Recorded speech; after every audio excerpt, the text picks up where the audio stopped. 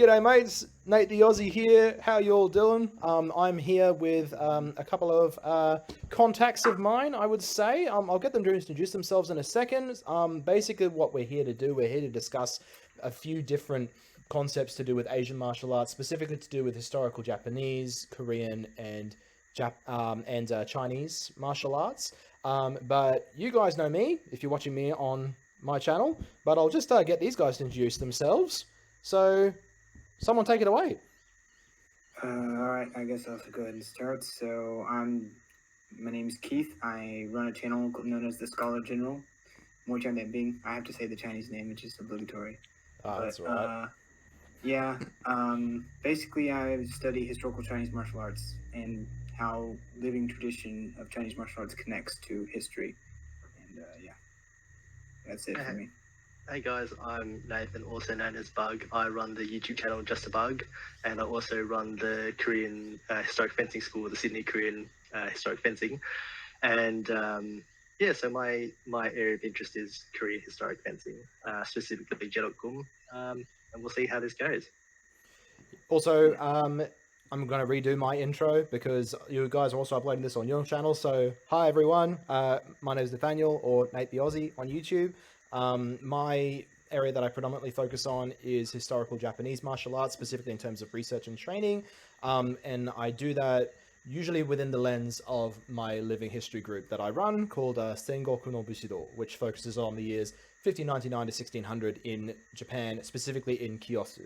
So with that done and out of the way, let's get started. So for those people who are watching this, what I did is I forwarded Keith and Nath actually a couple of images that I've been going through. There's 6 different texts that I was looking through for similarities and connections between them. So it took a bit of time to write these down, because every single time I found a similarity in one book, I had to look through all the others to see if I could find it or not. But basically, we're looking through 6 different texts, and we're going to be looking, these are sort of Korean, Japanese, and Chinese texts, and sort of within about 100 years of each other, at least, I would say, and looking at, do we think things are similar? Do we think they're different? Why not, etc. Because I'm sure you guys would agree, right, at least in our discussions we've had, that there does seem to be some kind of bridge between, I suppose, historical Chinese and historical Korean and historical Japanese martial arts. The question is, what is that bridge? And how extensive was it, right? Yeah. Biggest question being, why do the Japanese texts not use humans in their drawings? Yeah, the Tengu skull is a bit of an interesting trip, I'll admit that. To be honest, that's the only text that I have seen, or group of texts that I've seen so far that use Tengu. All the other texts I've seen either use an individual human or 2 humans. So I don't really know why that is actually the case, but that's a good point. There is in the Ming Dynasty military encyclopedia, the Wubeizhi, there is a section where it contains like a reprint of so Jiguang got the Kage Ryu scroll, and then there's a reprint of his version also in the Wubeizhi, except it uses monkeys. So, oh no, I did come across that. Holy crap! Yeah, no, I do remember that now. That's a thing too, which is funny because some of the technique names reference monkeys or apes. Yeah, well, it's circling monkey and leaping monkey or something like that. I can actually imagine that they're looking at the Tengu and they're like, "What the hell are these things?" And they come across the word monkey and they're like, "Oh, they must be monkeys." Just put monkey. Probably, I don't know. But look, what we'll do is we'll just have a look at the first couple of images and we'll see. So I've kind of grouped everything together as much as I can. You guys have your own copies of that I sent through, right? Yep. Awesome. I feel like such a teacher when I'm saying that. So what I've got, if we just look at the very first one, so that is one from Kansuke, specifically from this text, for those who are watching. So this is Secrets of the Japanese Art of Warfare, School of Certain Victory. So this one was written by Kansuke, I believe, in the late 1550s, very beginning of the 1560s. And it talks about various different things. It talks about grappling. It even mentions EI or Bato a little bit as well. Pole arms, which we'll get to actually, those are interesting. So that's the first guard there. The next picture talks about specifically what you can do in that guard. Now, there are two versions of this text. One is a lot more detailed. This one's kind of like, here's the guard, and here are a bunch of dot points that you can talk about. Well, that you can do with that guard as well. It doesn't really go into a huge amount of detail, but we are given the illustration there.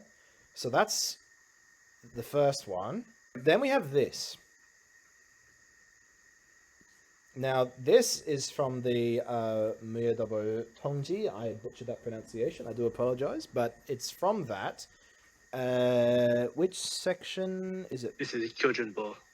Ah, that would be it. All right. So, thoughts on that?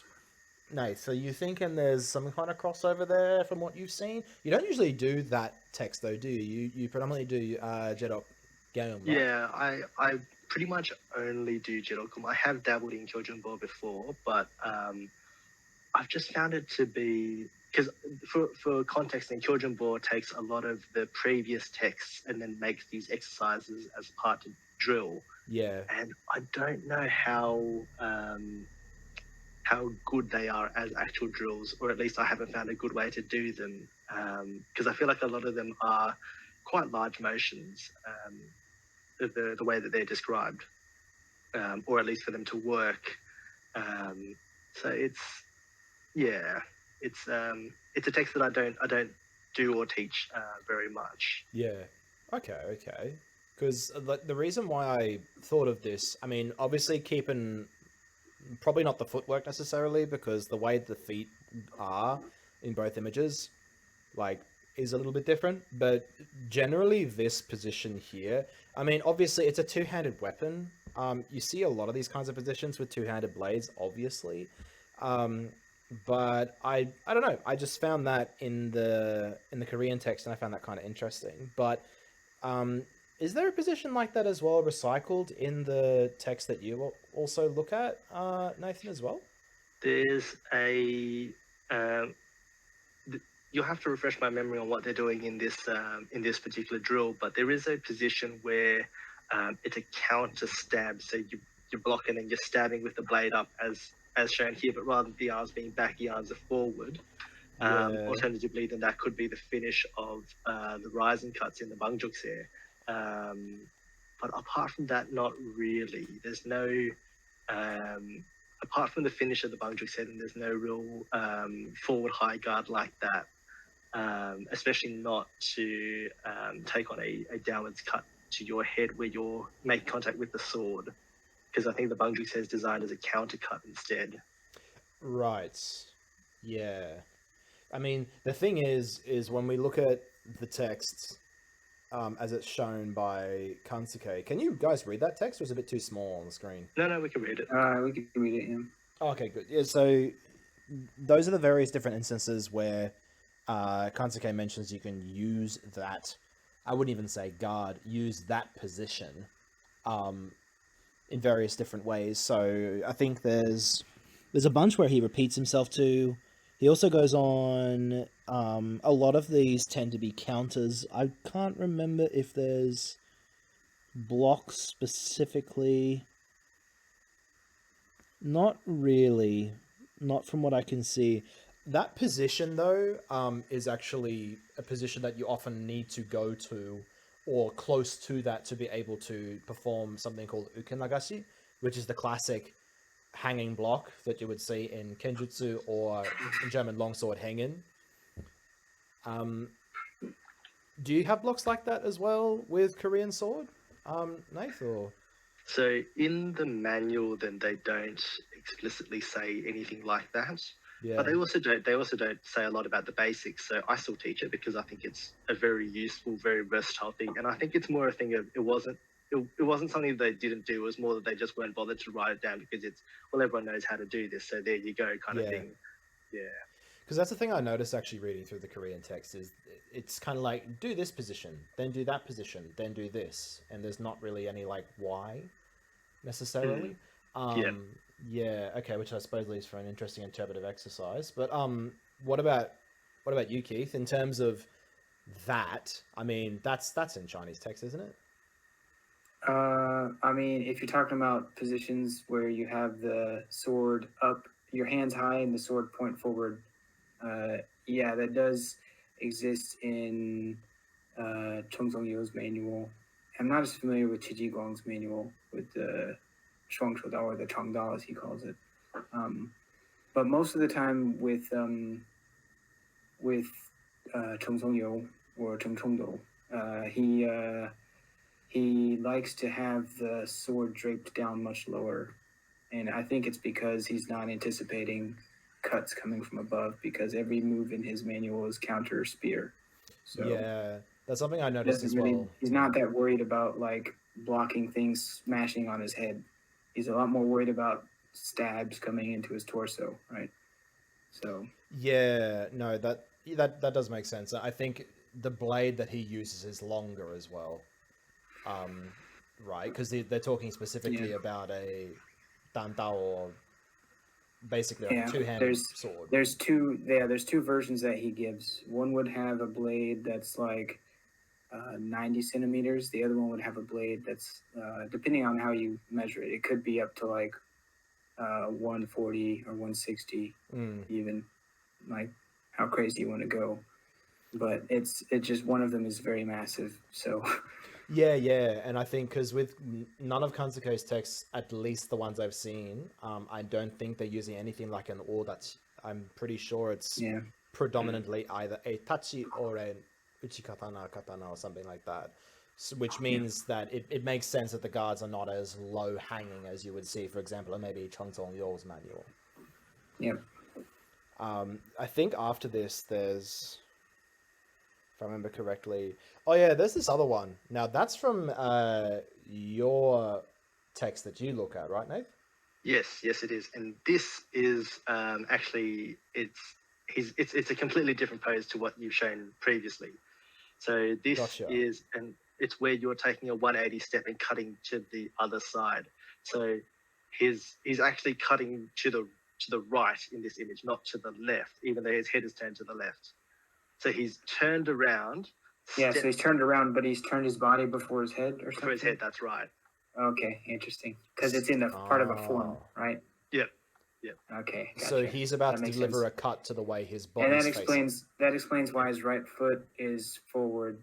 Why his body's so far turned. Yeah, so he's like twisting. He's twisting, loading up to cut. Yeah. Yep. Okay. Interesting. Gotcha. Okay. So, yeah, because that's the thing as well. When you're looking at Kansuke here, he's not as far turned. That one, like he's not like he hasn't done like a complete 180. So that does make sense. Yeah. Also, please ignore my notes. I know they're messy. There are a bunch of random light bulb moments that I have every now and then. Just please feel free to ignore those. What was this next one? Oh yeah. So now this was an interesting one, but this was something that I was looking at in Cheng Zongyou's text, and I thought I don't really remember because Cheng Zongyou, the way he does it. Hang on a second. Is quite low. It's like this almost. Yeah. So there's a few ideas about this. One is that I've heard some people say that it's incorrect because he's not covering his head, right? So some people still think he should cover his head. However, once again, kind of one of the main ideas here is that you want to make sure the tip of the sword is quite low, because the whole purpose of this is to have the sword draping down, and then as a thrust comes in, you kind of wipe across your whole body with the blade to basically knock a spear aside. Well, it's a longer blade too. It makes more sense to have it hanging like that, because if it's if it's a blade that length, I mean, if I actually go to the section, oh, I didn't put it up here. Well, I'm stupid. But if we're talking about a long blade like that and holding it up the way Kansuke is there in that illustration, I don't see that being, I suppose, as practical as hanging it lower. But in my opinion, though, because it talks about in here, Kansuke mentions, if I remember correctly, moving in defensively, which, if I remember correctly from Cheng Zongyou, he actually talks about using a sweep and moving in. Yeah, he does. The main thing though is that with this is called the Muyedobotongji, the burying headstands, and the main objective of this would be to bait in a thrust just by kind of opening your whole body up, but having the sword loaded to the side, ready to intercept. Another thing that's kind of interesting is that the follow-ups from it are done with one hand. So you kind of knock the sword or knock the spear aside, and then you do one-handed techniques with the sword. I've tried to play around with that a fair bit, actually. Just when I was dabbling in the in Cheng Zongyou stuff, and I found it actually really useful being able to do that, because then you can use the left hand to grab the spear itself and make it so they can't move back. Yeah. Because the whole problem with the spear is that, like, the point, like, as soon as you knock it aside, it'll just come back and circle back around. Yeah. And it's No, that makes sense. There's an interesting. I wish I had an image of it here, but in this same text, Kansuke actually mentions, and it's a guard like this, but he actually shows it in contact with the opponent's blade, and he talks about there's an advantage in closing in and trapping their weapon with, and then what was it, grabbing with your left hand to then get the advantage with your right, aka your weapon hand. So, I mean, sounds pretty similar to that to me. But yeah, I saw that when I saw it in Cheng Zongyou's manual, because his is a lot deeper and a lot lower. And I thought, I haven't really seen that much. But then when I started to think about weapon lengths and how that might affect the stance, and then I came across this in Kansuke's text, I sort of thought about it again. I thought, actually, no, that does make sense. So, I don't know. Maybe there is something there. I mean, if we're thinking, like, because the question on lots of people's minds would be, like, are these things, like, directly related, or are they convergent evolution? Like, how do we think about all this, right? And in some cases, it's likely that it could be a case of, like, similar context breeds similar results, right? But in other cases, it could be, especially if it's much more specific, it could be where because Cheng Zongyou purportedly, learned from a Japanese master, unnamed Japanese master, and it's part of his technique. So this could be something that he took on from the Kage or whatever it is he studied. He doesn't specify the name of the person or the style. And I think, obviously, I think you've highlighted something that's important to mention here, is that there's obviously a strong speculative nature in these kinds of conversations, because there's not really any real way of knowing for sure unless we actually have it written down somewhere exactly how they influenced each other. We do know they did because there are crossovers, and there's, I mean, even if you look at Kansuke's text, the same text we're looking at, he literally uses Chinese illustrations for all of the polearms except for the naginata. Oh, yeah. So it's like, hang on, what's going on there? And when you look at his fist and unarmed stuff, those are all guards that are also mentioned in Essentials of the Fist by Jiguang. Oh, okay. Oh, interesting, yeah. So it's like... there's some cross-pollination, all kinds of directions. if I actually stop sharing just briefly, actually, just for clarification, and I go back to here, so just so you can see these images, and I'll obviously, for the viewers, guys, I'll put these actually up as images so you can properly see them, but just for the benefit of Keith and Nath, I'll just show these. So oh, yes, I recognize those, yes. Now that's in Kansuke's text. Okay, yeah, so that's the 全经节要片, the Essentials of the Fist in Qi Jiguang's text. The thing is that I checked the Essentials of the Fist illustrations in this Mhm. text from Kansuke, and I literally looked at the ones from Jiguang and there. The only difference is I think the individuals in the Kansuke text have a mustache. Oh, well, there you go. And maybe the way their head is drawn is slightly different. But other than that, Okay, yeah. everything else is exactly the same. Yeah, Now, yeah. what that means is, if I remember correct, when is the Essentials of the Fist text? Is it like 1560 or something? Yeah. Well, it depends. There's 3 versions. So Jiguang initially published a 14 chapter version in 1560. Then in 66, he published the 18 chapter version, which is the one that's most commonly circulated. And then later he published in 80, I think it was 82, 1582. He published another version, but this time he removed the fist chapter completely because he said it was useless. So interesting. Okay. He's like, just use bows and guns and spears. Don't care about anything else. So he self-debunked himself. Fair enough. I mean, so that's interesting because Kansuke, he dies in 1561. Mm-hmm. Or 1562? Okay, no, I'm pretty sure it's 1561. So I don't think he would have seen question. Yeah, the question then is, I mean, because his text, Kansuke's text, was originally handwritten, right? Yes. Supposedly, to my right? knowledge, yes. I'm assuming it was, but over time, people may have appended things, or some of the things like Jiguang's fist things could have been in circulation previously. Well, that's the thing. Obviously, someone taught possibilities. Jiguang, right? I mean, he didn't just appear in a vacuum and suddenly be like, poof, hey guys, I know this thing. Obviously, he was taught from a source or something. Yeah. And I don't know. So the either we have to. Oh, sorry. Yeah. Keep going.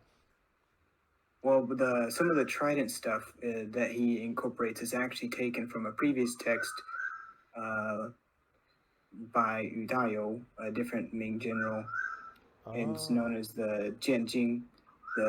It's called Essential, the sword classic, even though it has nothing to do with swords. Right. He uses some quarterstaffs, but in this text, the Yu Dayo is very focused on the trident. A lot of his work is about the trident, so that could be one potential source of the trident and quarterstaff images.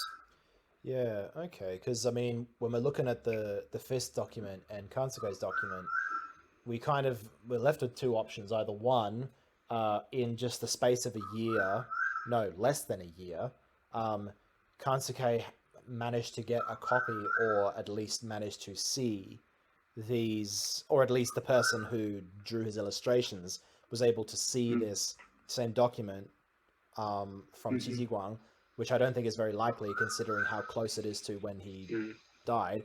Or 2, it's from another source that both Jiguang and Kansuke had access to, or a similar one. The question is, what is it? How to get there? Yeah, no one knows. So actually, in the Korean text, Nathan, doesn't it mention unarmed stuff? I seem to remember like stumbling across it at one point. Yeah. There are a few unarmed forms in the Korean text. I have to admit, I haven't done much of them. They do come from China, strictly come from China. Yeah. Well, according to Kansuke, all of his unarmed stuff that involves striking also comes from China. So there you go. Must be something there. Great Ming got a monopoly on striking. Yeah, I was gonna say it's interesting because all the grappling is Japanese, but not the strikes. Yeah, well, it's interesting. Jiguang, in his manual, or treatise, he has the 32 like unarmed postures or whatever, and there are some grappling ones, some striking. It's like a very big mix of things, but that in China that's become super influential, where like a lot of styles claim lineage back to that, even though spoiler, it's always comes back to lineage. But, as long as you have a lineage, what you're doing must be true. Yeah, of course. So it was a really big deal within Chinese martial arts for sure that that appeared. Hmm. And yeah, but I've seen other Ming Dynasty stuff that's unarmed fighting, and it's more interesting if you ask me. But that's not what we're talking about now. So. Yeah, I mean, hey, I'm always keen to have a look into different things as well. I find it just interesting to see that there is this clear cross pollination going on, and I mean, there's not even any attempt to try and hide the fact that it originally came from China at all. That there's no attempt at all. Like they didn't even try and use the same postures but make them Japanese. It's like, no, they're literally just copying illustrations, almost like Control C, Control V. And conversely, in the Chinese text, they just like openly talk about this is a Japanese sword, right? Well, yeah, they're not like we've had a two-handed sword for 3,000 years and now we're using it like some people nowadays say. They Try some strong things there, Keith. Yeah, but in all the texts, they're very clear that this form of sword they have is a Japanese sword. Now, it is true there are two-handed swords that existed in China before this period. However, the proportions are a little bit different most of the time, and what you see a lot of is things like the glaive, basically, or like dadao, like it's like in proportion it's like half handle, half blade, and those blades are also a different profile. They're usually flaring out towards the end, and they're these big wide cleavers, and they're not narrow and more tapering like the Nihonto. So they're not swordy things, are they? They're polearmy things. Yeah, they're kind of yeah. Basically, they're polearm like things. So falchions on the end of a stick.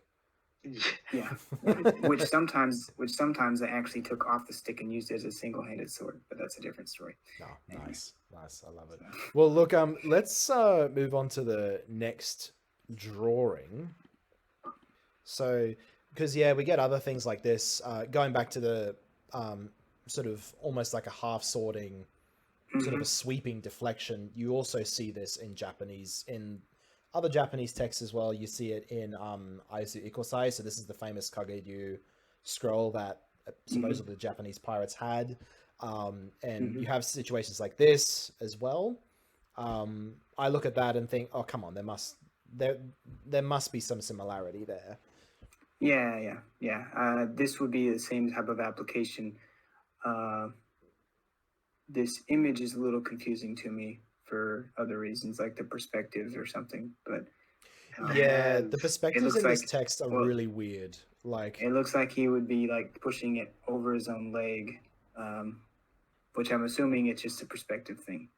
But yeah, there are some weird perspectives in this. I mean, not just the fact that there are mountain goblins in this text, but there's also like guys having a sword that I think is meant to be a long sword, but it is drawn in the way it looks like a short sword. It's there's a lot of weird perspective stuff going on. I guess that begs the question: was the artist a swordsman? Because we've got that issue with a lot of Hema texts where the artist has done no swordsmanship, and therefore the images look nothing like the text.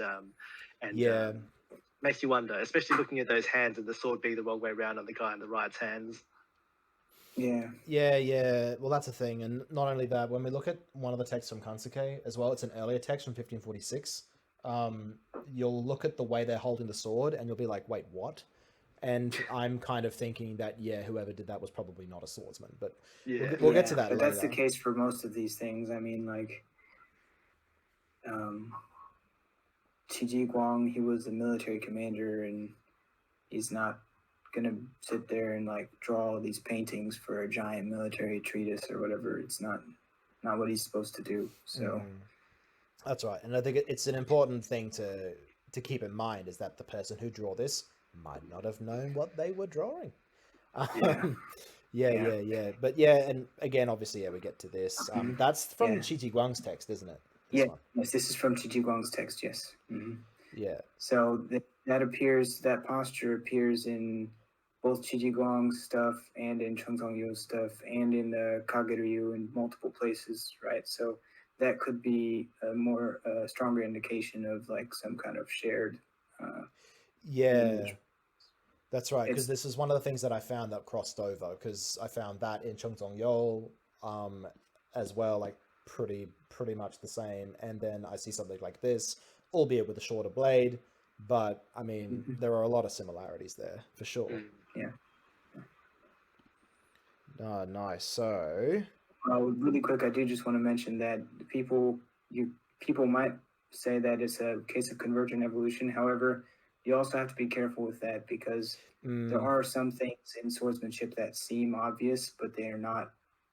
They don't exist across all styles. Like, for example, in Cheng Zongyou's stuff, he doesn't have a single guard where he has his hands by his head holding the sword back ready to strike on either side. That doesn't exist in his entire text. And that's one of the like bread and butter guards in many, two-handed swordsmanship systems that we see. But it just doesn't, it's completely absent. So each of these martial artists, masters, and authors, they have their own idiosyncrasies, and they have their own style that they're putting into things. Because that's one of the things that I had to ask myself when I was going through these texts is basically what is just simple, well, I mean, there's only so many ways to do it, and what is stuff that is, actually, no, there is probably a connection there. And I noticed that there are some things that Cheng Zongyou mentions that are not mentioned by Jiguang. However, there are things like this where you see it clearly across 3 texts. So yeah, it does make you wonder, is that maybe one of the things that crosses over? Is that maybe one of the things that Cheng Zongyou was shown by his teacher, who was then supposedly taught by the Japanese? Maybe it does make you wonder for sure.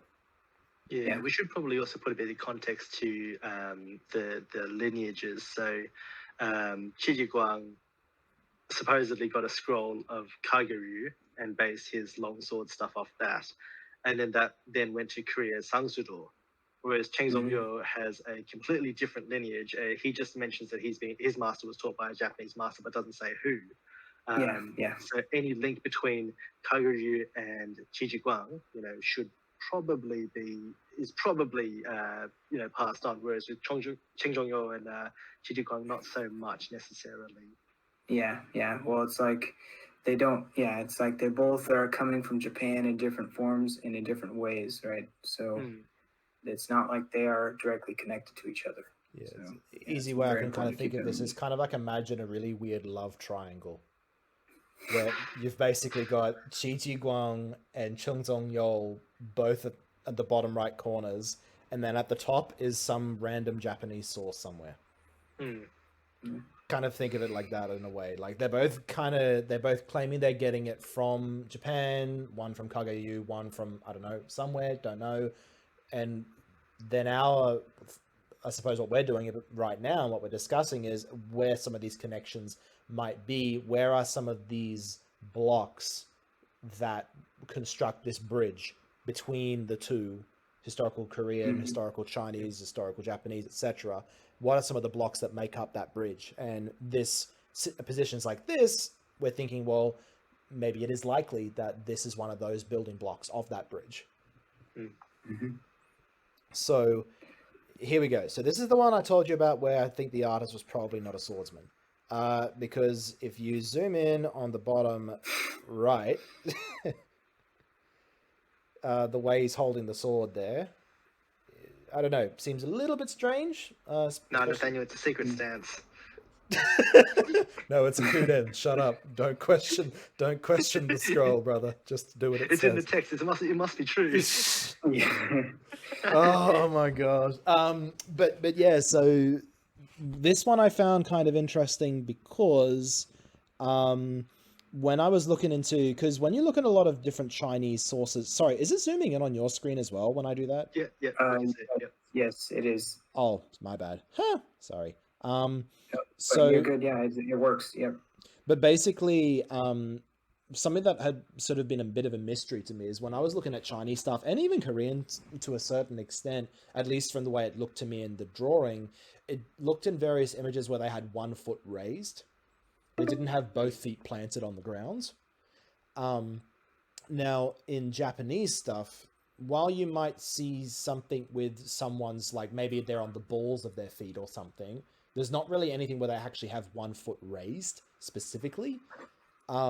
It's really hard to find. But then looking back again through this text that I've had for a while, it's always these texts you've had for a while. You just don't notice things until you look through it like for the 6th time. We get this thing called floating foot, as opposed to planted foot. And you get images like the guy on the top left, for example, where you have one foot, the front foot, that's slightly raised. Then when you compare that to this, for example... Yeah, the white kanshi, the outer watch stance, yeah. Then, yeah, I kind of went, oh, that's kind of interesting. Yeah. Now this particular posture, this one's interesting because the thing about Cheng Zongyou is that he gives you the posture, and some of the postures he says he'll start like connecting it to like all these other things. It'll be like, when you're in this posture, if they do this, do this one. If they do that, do this one. If they do that, do this one. He'll give you all these like what's it called, like a flow chart almost for what you do from this posture. Whereas other ones, he'll just say, okay, do this and this. And this one, he doesn't really give you options. He just says, when you're here, you're going to do this giant long sequence that goes into like a spin move.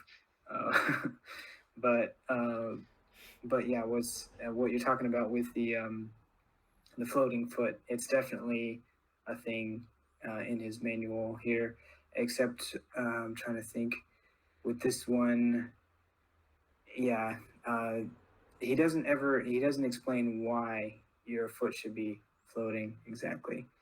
Yeah, because I literally remember at some ungodly time of the night when I was still going through and writing these little notes you see on the page of, this is also found in this place. And I was literally stepping through this of what he was saying. I was literally stepping through it, reading it line by line and following it. And then I got up to the leap up like a fountain of water. And I kind of went, not quite sure what you mean by that, Cheng. You want to try and elaborate on that for me, please? Yeah. I was going through everything else fine. Everything else step by step. It's all good. Okay, step forward with your left, step forward with your right. Okay, cool, sweet. And then leap up. Why? I wonder if that's linked to a Chinese classical text, because a lot of the Chinese manuals, and they write with these 4-word sayings, and then they're linked to a Chinese classical text, and it's sort of the idea of, if you've read the text, you know what I mean. Just give me 1 second. All right, I got it right here in my version. I don't actually see anything talking about water. What it is that's the spin. So the character, it says, what it says, right? It says you move your sword to the right to block their spear, and then you step forward with your left foot as you do that. So you have your sword to the left side, you move it to the right, and block, like wipe the spear. Step forward with your left foot. Then you do the stealing step with your right foot. And this is something that I actually had a question for you guys. But the stealing step, tobu, in the Chinese martial arts, it's basically in all kinds of systems, and I've seen it in multiple manuals, like multiple of these types of manuals, and that basically it's a crossing your feet. So you're taking, in this context, you take a step with your left foot, and then you put your right foot behind your left foot, and you cross your legs, and then you spin on that. You spin out of that. Is the kun. Yeah. Is your question as in, like, have we come across that in our fields? Is that what you mean? Or yeah, they have. Do they have? I know, like, I do judo, and in judo you do cross your feet a lot, but that's because it's grappling. You're like taking angles and stuff. But in swordsmanship, I'm not as familiar with Japanese or Korean swordsmanship, and I don't know how much you guys cross your legs. Jedok has one. Yeah, sorry, you go, Nathaniel. No, that's all right. I was going to get you go because you're kind of like, I don't know, in this interaction between China and Japan in terms of martial arts, Korea is kind of like the awkward third wheel. So I'll get you to go first so you have a chance to talk. So Jedok Geom has one two postures, but they're the left and the right version of it, of the offensive stance, which is a spinning posture similar to this, in the sense of the spin itself. And yes, you do cross your legs in that regard. That's the only posture where you have it. And even in the other spinning form, then you don't really do this. So there's that one.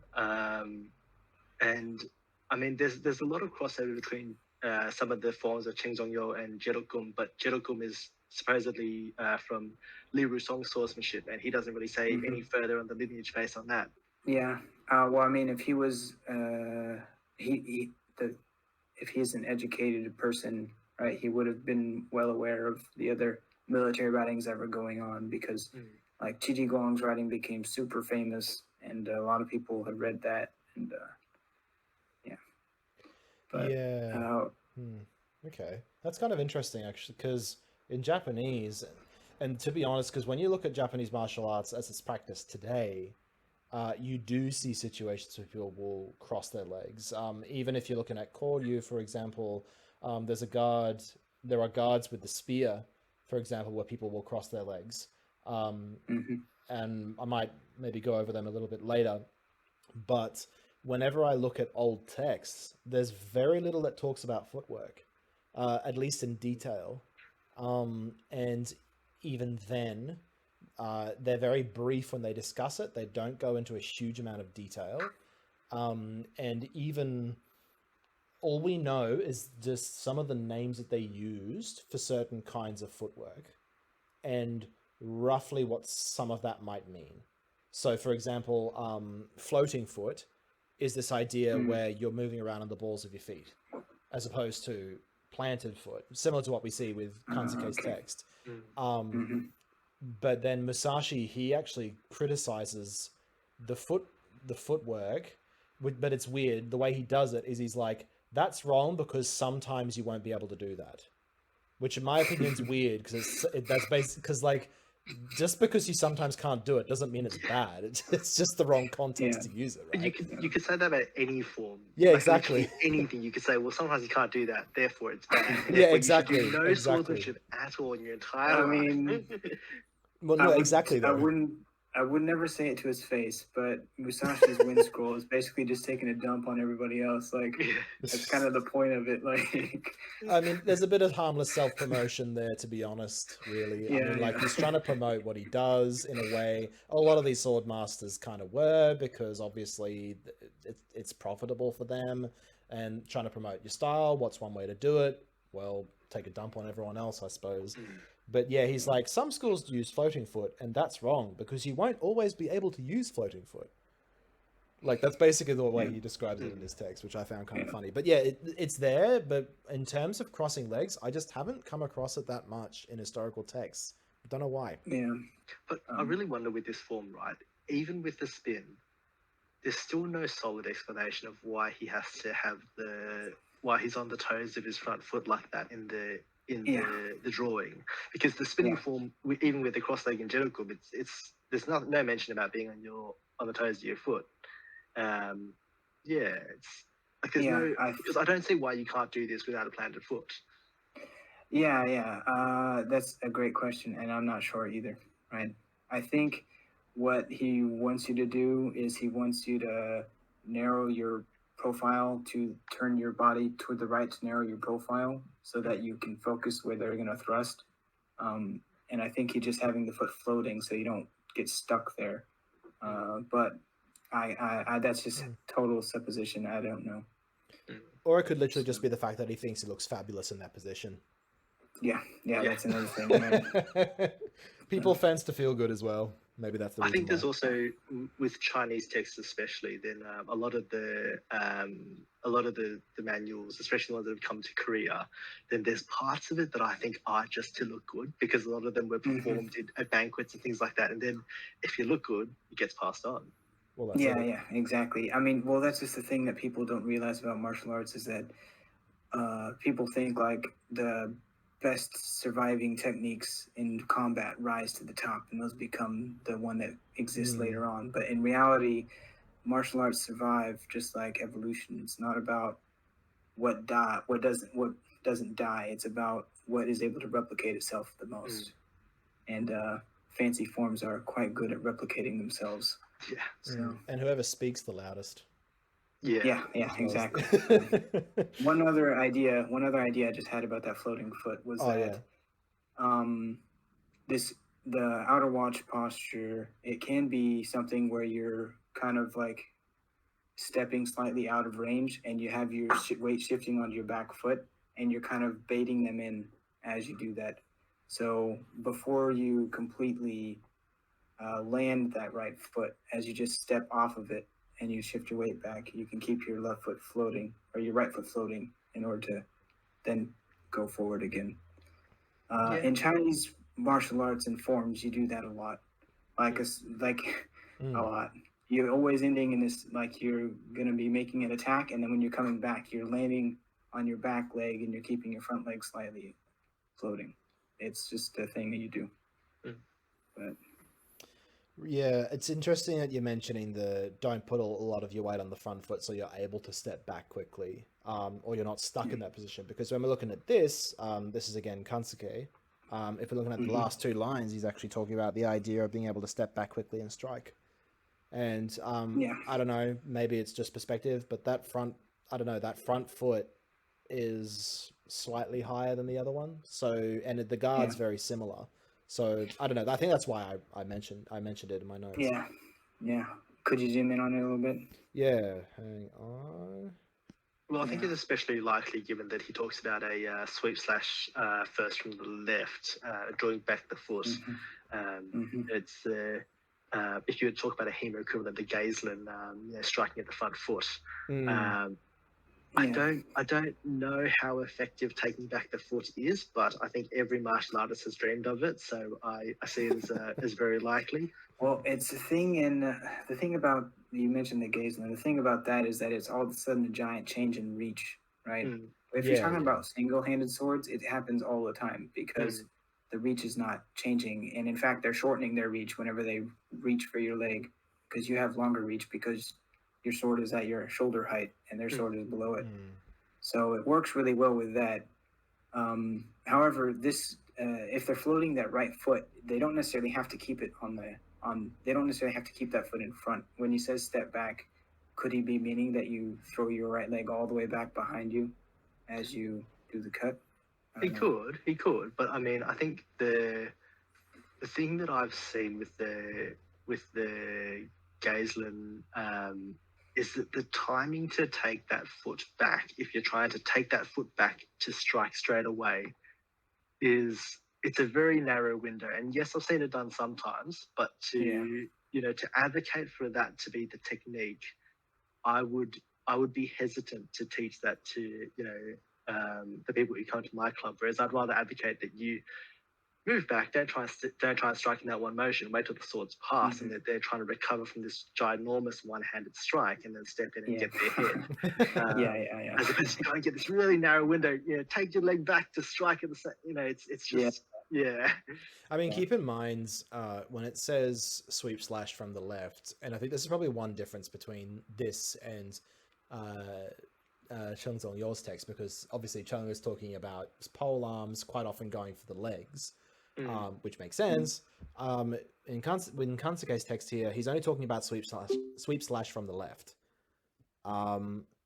He's not really it doesn't specify whether it's going for the leg or whatever. And usually if it's going for your leg, it'll predominantly actually talk about like, sweep slash you low. Whereas here he doesn't say that. So in my eyes, because he's got his right arm, if I bring the text up again, I'm just waiting for this to load, but his right arm and his right shoulder's forward presented. So if they're striking from the left, obviously that's going to be the closest target. If you move your torso and your foot back, that brings that out of range of them and then brings their hands into your range. Yeah. Which would then make sense with striking the hands. Another thing is that if it's just from the left, right, because you could talk about the Gaislin targeting that leg, but if it's lower watch posture, you should be having your sword down to the left side of your leg, right? So if they try to do that, you could just leave your sword there, potentially.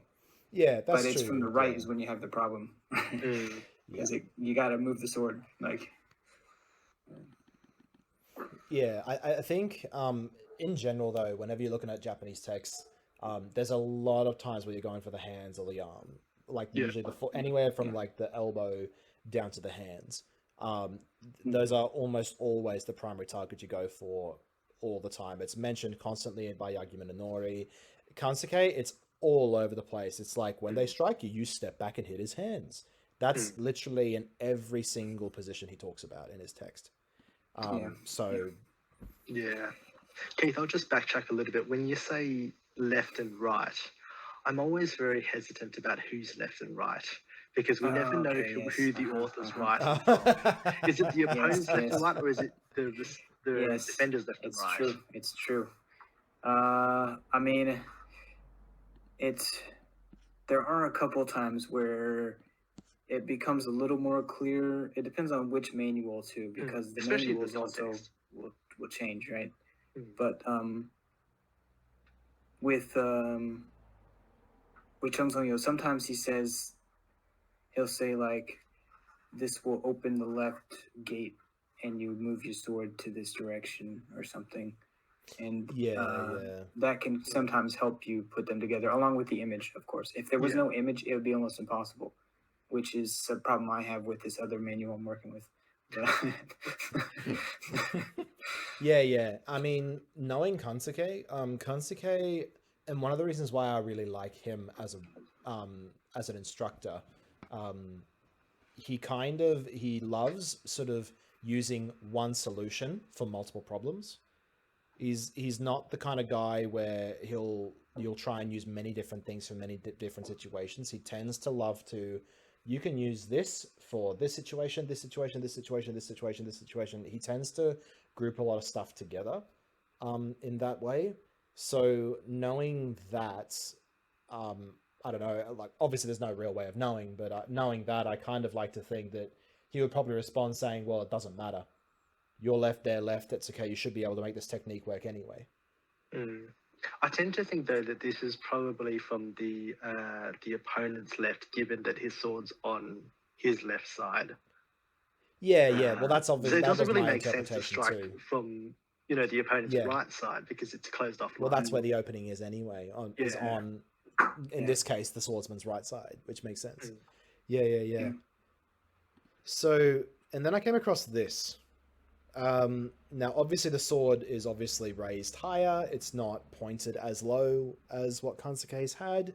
But I was just wondering if you thought there was any crossover between those two positions, at least in this context, from what you've seen, Nath. With so this posture, it's not a leg lift at all. It's in the middle of a lunge. So what it is, it's a lunging in, stepping forward, cutting downwards, often to the hands or to the head. But because of the way that it's drawn, a lot of people have interpreted as a leg lift, and they've come up with some pretty strange interpretations. But when you take the name of the form, the lunge and kill posture, I really do think that this is in the context of a lunge, and it's sort of midway. Hang on, doesn't it mention because to do a lunge, you also Hang lift on. up your front leg. It's just that you're moving forward when you're doing it. You're not like hanging it there. Because the way that I like to look at Jedok Geom is that it's a manual designed to teach soldiers to use a two-handed sword very quickly. So I think there's where you can apply less brain activity is probably the correct deduction, at least in my opinion, because you're trying to teach soldiers how to use something very quickly and very simply.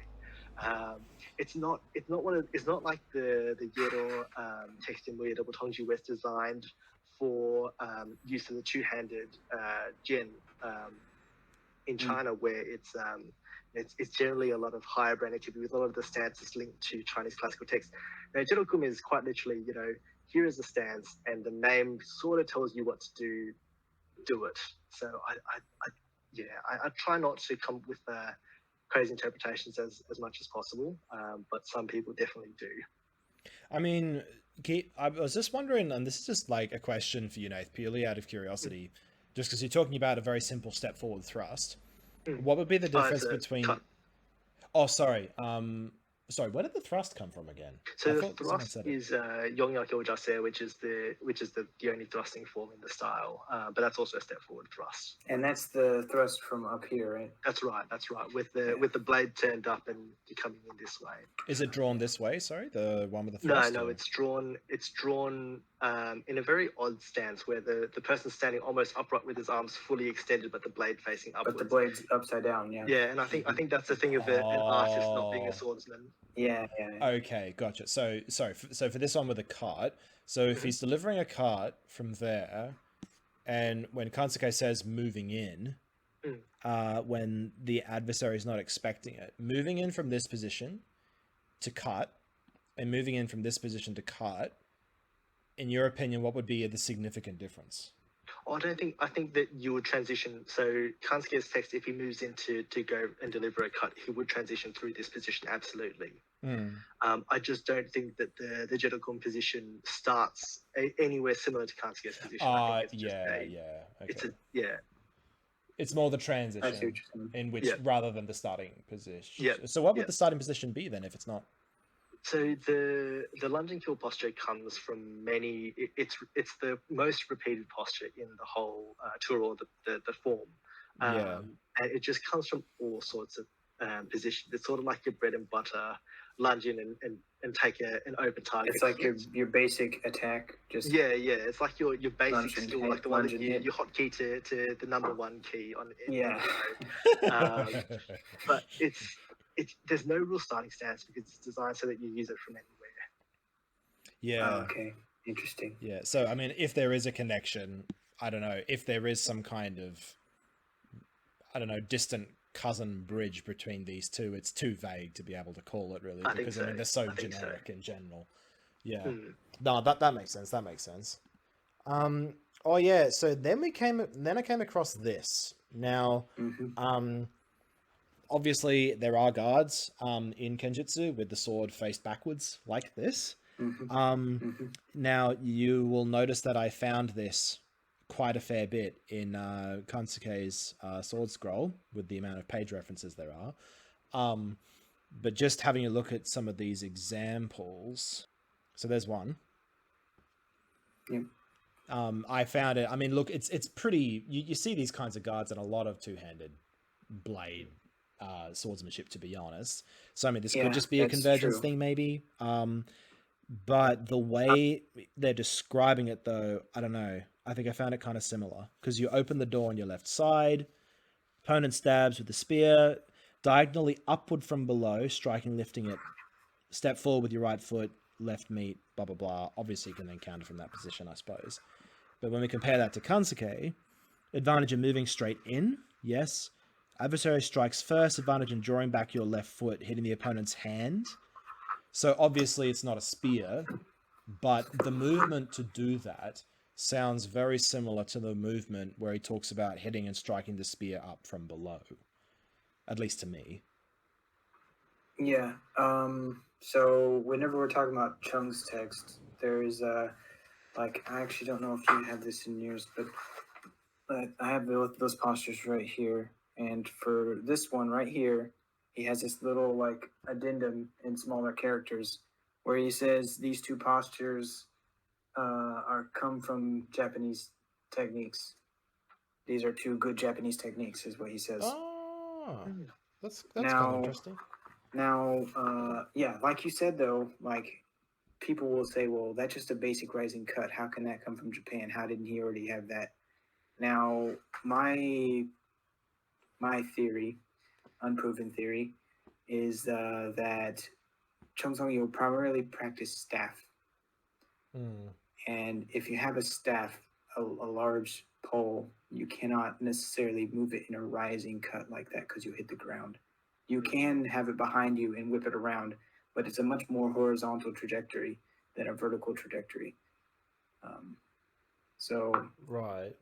Does that make sense? Like if I have the staff behind me, I can't just go through the ground and come up, right? I gotta go around. I get what you're saying. I think it's more trying to get back to what makes this just natural convergence or not. Because, I mean, the guard itself is so generic just in terms of two-handed blades. just having Yeah. it behind you like that. In my opinion, at least when I was looking at this and saying, if there's going to be a connection, it's probably going to be less in the guard and more so how the guard's used. I think the Yeah, guard that being makes used sense. as a counter cut, as in a Yeah. direct counter, because we see that in Jedok Geom as well. Having done it a fair bit, it's a very high risk, high reward maneuver, and I think you've got to train it specifically for it to be done, for you not to die trying to do it. And so Yeah, there's yeah. sort of the technique that someone had to come up with, train it, pass it on, get people to train in that before, you could just pull it off and be like, oh yeah, that's a good technique. Because it's Yeah. not one that comes naturally. It's funny actually. Just by the way, just for the viewers, guys, just for clarification, in the Discord, I was bringing this up and I was showing some of these guards just beforehand, and then Nathan responds like, "Oh, holy crap, that's such and such," with this name that I can't pronounce, and then he just went on to this love rant about how he loves that position so much because he loves pulling it off. It was, but it's a good point, to be honest, because that's something that I was saying. Like I said before, I think if there was going to be a connection between them, it wouldn't necessarily be in the stance, but it would be more so in how it's used, specifically. Because how else does Kansuke mention this? Adversary comes on with a sword, middle position. Get the advantage by switching your sword to lower left back. Oh yeah, that's a different thing, I think. But these two parts where he's talking about just moving in with the rising cut specific. He talks about going for the hands, but I imagine if the hands aren't there and you're able to get deeper, well, then what are you hitting? You're hitting the torso, the armpit. Yeah. Well, in the case of Cheng, it's probably hitting the spear, and then you're riding it in. Which makes sense. It's a longer weapon. He talks obviously. about that too, because he's like, if you can't hit them, or he's like, you can just hit their spear and then you hit them. So. Yeah, but that's the thing I found. I thought that, well, I mean, look, if you're hitting for the spear from underneath or you're doing that cut, it's pretty much traveling along the same trajectory anyway, really, to be honest. Yeah. So, and then we get stuff like this as well. Now, is this... Oh yeah, by the way, this description, read this description. This is probably one of the most vague descriptions I've ever read in any treatise. I saw this. Like, who... Thinking about this stance is a sleeping cat below a botan flower with a dancing butterfly above. Like, what? Makes sense. I know exactly what he means. 100%. Yeah. Oh, okay. Well, then tell us, oh sage of wisdom, because this has been bugging me for years. You're gonna have to sign up for the classes, and you're gonna have to pay the school fee. Oh man. But yeah, like it's funny. I was having a chat with one of my HEMA friends about vague sentences. He's like, "Oh, I don't know. I've seen some pretty vague stuff in HEMA," and I'm like, "Yeah, I get it, but look at this." And he's like, "Oh no, that's worse." It's just like immediately. But yeah, so anyway, there's that guard. We can't really interpret it because there's literally no other instructions other than that. This is a mokuroku, so it makes sense. It's basically just lecture notes. But still, I found that kind of interesting. And then I came across this. Now, I can get up the text just in case you need it to refer to, but... Is that from Ssangsudo or is that from Jedok Geom? I can't remember. I will double check. So that I have no idea. So. That is from Ssangsudo, yeah. Yeah. Okay, so that's one of the Jiguang Changdao postures. Exactly. Yeah, that's a source that I don't know that much about. To be honest, I haven't dove into it very much. I've dabbled in it, but not much more than that. Yeah, I mean, I saw that, it has a one-handed behind the back spin technique with like a 2-meter long sword. So, reverse grip too. At some point, I'm pretty sure. Yes, it's just like everything went crazy, and I'm just like, I'm not so sure about this. Yeah, The Witcher would be proud. Yeah. So the two words that are used to describe this, if the text matches up with the images, is you've got, this is in Ssangsudo, you've got defensive posture to the left, defensive posture to the right. Oh yeah, so those are a few of the techniques that are crossed over in Jedok Geom as well. So the defensive postures are rising cuts and the counter cuts. So those are the Oh, I see. same as the earlier. Yeah, same as Okay. the early one. So they're both baljukse, but it's left and right. Okay. So it's a countercut basically from It's below. a counter cut. Yeah. It's a rising countercut like those other previous ones. Yeah. Yeah. Yeah, so guards where you have the sword behind you, but like, and your torso's sort of off center, but your face is still facing towards the opponents. Again, I found this interesting because I came across it in Kage as well, from Aisu Ikosai. Yeah, this one, like I saw this. this one. This one's really interesting. So. Now, this, if I remember correctly, it talks about a hidden element from above and below.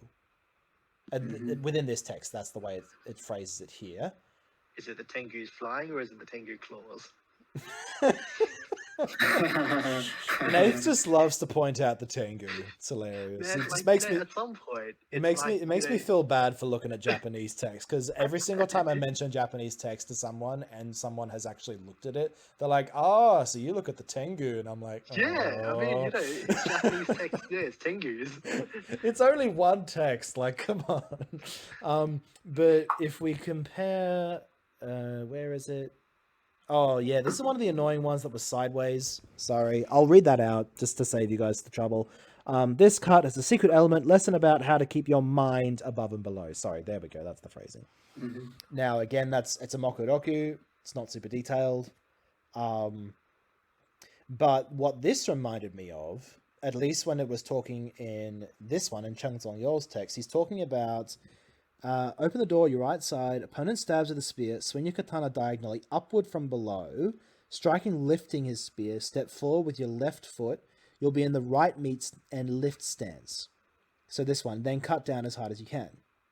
Japanese excel at these two movements, and this technique is very hard to defend against. Oh yeah. Now Yeah, this. so that's what I was talking about with the two rising cuts, right? Yeah. So now this. Is the second cut a rising cut? Well, both of these in Chung's manual are rising cuts.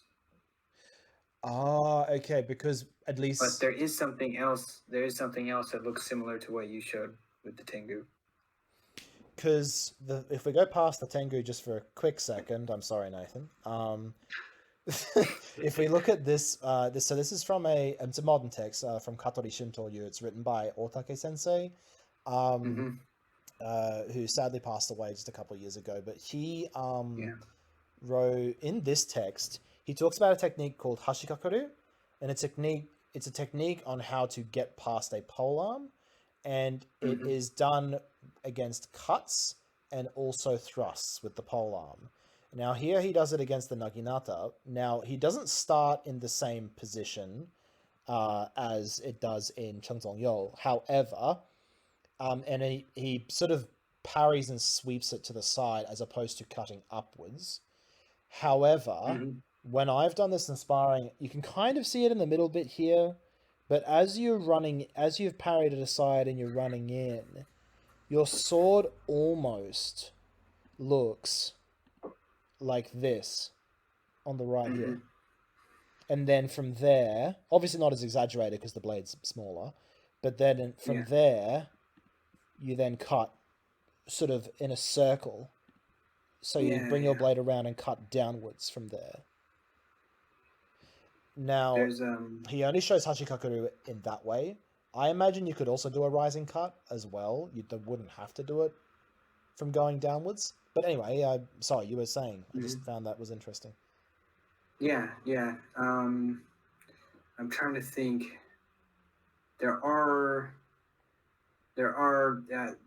a couple times in Chung's manual where you end up in a position where you basically have like a hanging guard, and then you're keeping the spear to the outside with that hanging guard as you go in. That probably could be done with those rising cuts as well. It would just be a matter of positioning, basically. Yeah, of course. But that's the thing. Like I don't know, because when I was going through those movements in my head when I was reading this, I was like, holy crap, that sounds a lot like Hashikakaru. The only difference is that instead of sweeping to the side, you're lifting it up, then bringing your blade into this position, and then you're cutting upwards. Which, in my opinion, you could just as easily do from here. Yeah, well, from here, yes, you could easily cut up. Yeah, you don't have to, you don't at all have to go over the top like that. Yeah, so that's kind of interesting. But you mentioned the Tengu. You found something interesting there. What was it that you were finding interesting there specifically? I don't know if you shared it or not. There's another posture in Cheng's manual where he basically talks about throwing the knife. Oh yeah. And Oh, there's a wait, posture yeah. right before that. There's a posture right before that which looks quite similar. Hang on a second. Let me just Where he hides the The body to skyward throw the sword. knife. let me Yeah, just the whip this skyward out sword real quick. posture. There's a thing where he like turns, and it's like getting ready to Yes. draw the knife or something. Like Yeah. there's Yes, so you yes, hide the draw. exactly. Mm-hmm. stored knife technique. That's the one. Well, there's before that. Before that, there's one without the knife, and that one looks quite similar to what you see there. It's called the the skyward sword posture. I'm not sure how they would translate it, but Or is that the using the back of your blade to block thing? yes. Let me double check. Because that's the one before. Yes. Yeah. So, well, no. What you have, there's two that use the back of your blade. So in this one, you basically have your sword here, and then you look over your shoulder, and then you can't see me, can you? So it's not gonna even make sense. That's all right. It's all good. Is that the one? It's called using back of your blade block iron weapons technique. Is it that? Don't think so. Because that's the one before the one I was talking about. So it says use your left shoulder and use your left shoulder, hip, and foot to face the enemy to entice them to entice the spear to thrust you.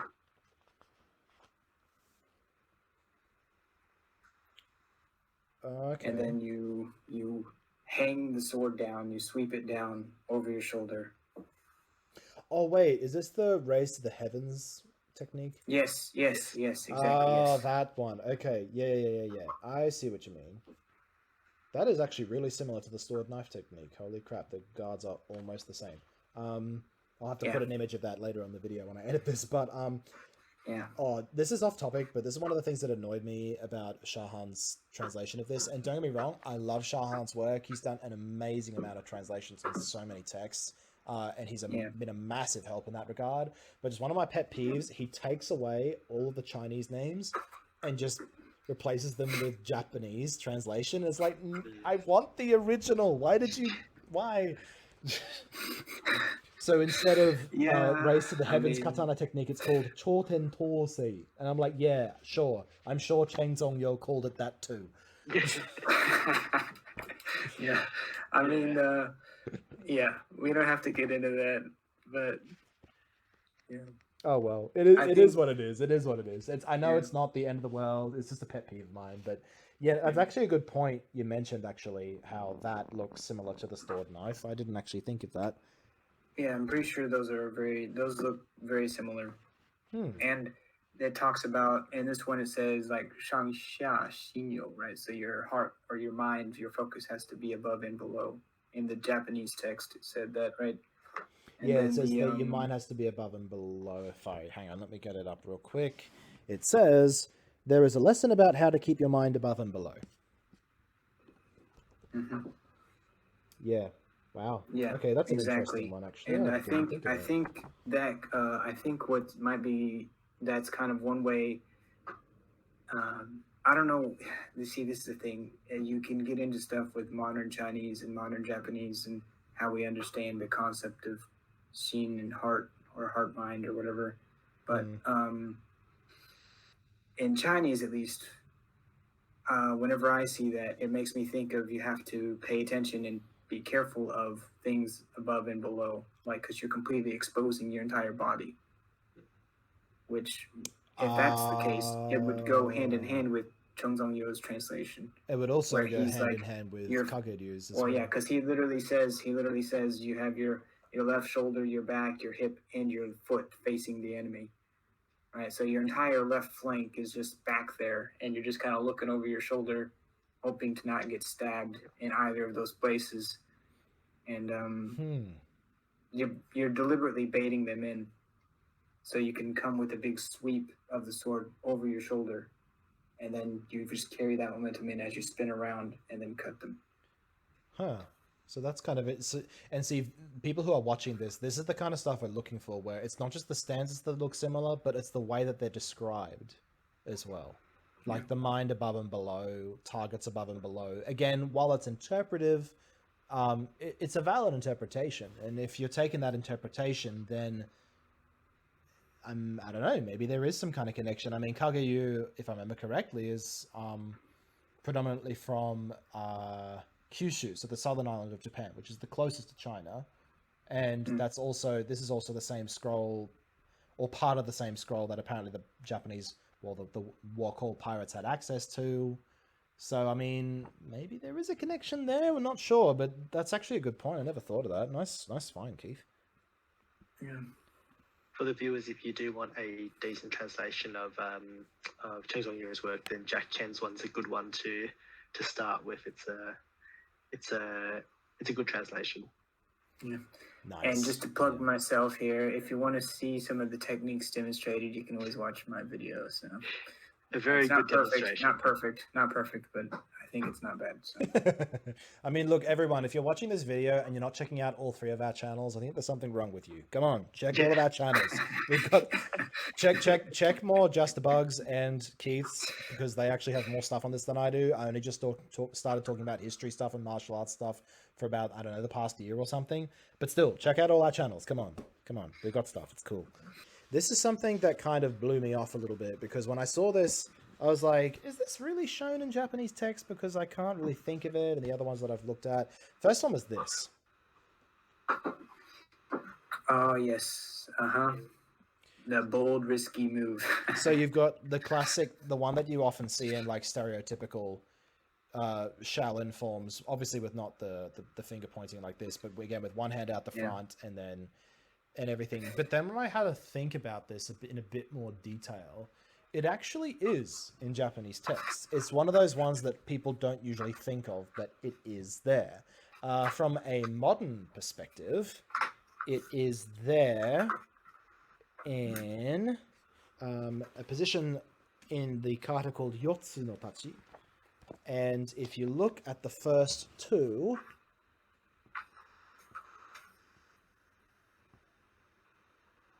you have, especially with the second one, you have the sword low and then the palm out the front. And not only that, you also, this is actually from a side-on view, same guard, but just, again, like I said, side-on.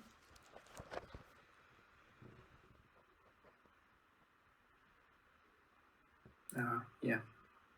So that's it in armor.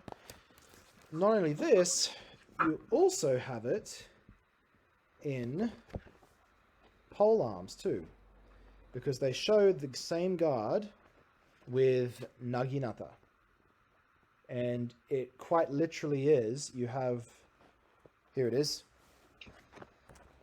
So from your perspective, it'll be, hang on, yeah, it should be the one right in front of you. So you have the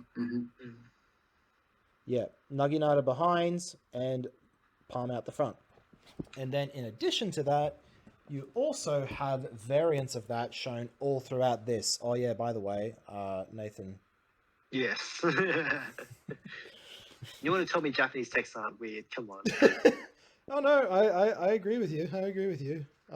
Wait, where is the... you get heaps of variants of this through here too. Sorry, feel free to keep chatting while I'm getting this up. But I've thought about it. I'm like, actually, no, that is included in Japanese text. And when you think of it, when you see it, you're like, oh, that's probably just some kind of flashy thing that's probably not meant to be taken seriously. But it's mentioned throughout texts quite consistently. Yeah. That comes up in the Korean world, or the crescent. I guess Korean equivalent of naginata form as well, with the palm out and the pole arm behind. Right. Yeah. So it's interesting to see that that's come up in Japanese text as well. Yeah, and Well, other things like that this. posture, Sorry, that posture, that the Naginata posture you showed is also very common in Chinese glaive forms and in glaive manuals. So basically, yeah, you come forward like this with your hand, and then usually what happens is you follow it up by sweeping the glaive back around like this, and Right. then you come with the cut. Now with and you also mentioned that you see this a lot in Chinese sword forms. You do, however, I would say it's a little bit different because with like a saber form, most of the time, what it is you have a wrap. You wrap over your head and then you come through like this, and you can get into like all kinds of grappling, striking, and there's a million other things with that too. Because another thing is that is also associated with the cat stance, where you or that stance wherever you have the floating foot in front. So you stepping back with your right as you're coming through, and your left foot is floating as you do this. Usually, it's like a whole thing that happens constantly. Okay. Now with Cheng's stuff, it's similar to that, but it's also a two-handed sword, and he's not doing a floating stance, and there's a few differences. But, yeah, of course. But that's the thing, like, you get other stuff like this, for example, where you're holding something in the offhand, but it's still similar. You got the weapon behind you, and then that out. Yeah. Nathaniel, what is he holding? It's a fan. It's a fan. It's called a tuenshan. So this is a gunban, and it's or gunban. I can't remember the exact pronunciation. I'll have to double check and fact check myself on that. But it's basically a kind of fan. It can be used to give signals and various different things like that. Yeah, it's before the invention of the folding fan. They just had the flat fan. If I remember correctly. No, it's actually a ping pong paddle. There we go. Yeah. It's a ping pong paddle. Prove me wrong. You can't. There you go. Valid interpretation. Right, there we go. That's how martial arts research works, right? So there's that. You get others where this is another one of those weird ones in this text where it's just this weird thing which no one knows what it is. I still have no idea what this is, but again, the idea is similar. That is strange. I've tried looking it up. I have no idea what that is. It literally just looks like a dumbbell from the gym. But part of me thought, is it a firebomb? I'm like, no, it doesn't look like one. And plus, why would you, like, in that situation? And I have no idea what it is. I really have no idea. I have a theory that maybe it's something you'd find on a ship, possibly. But even then, that's really speculative at that case. But it's still the same idea where you have your offhand out and then your weapon behind, which is kind of what we're showing there. And then on top of that, you've got this guard from from Zongyou, which is again same thing. And also I found it in the Korean text as well, where you have the sword behind you, either on your shoulder or just behind you, with your offhand either in front of you or almost on your hip. So if I bring that up, so in the Japanese text, it's that, and then in Cheng Zongyou's text,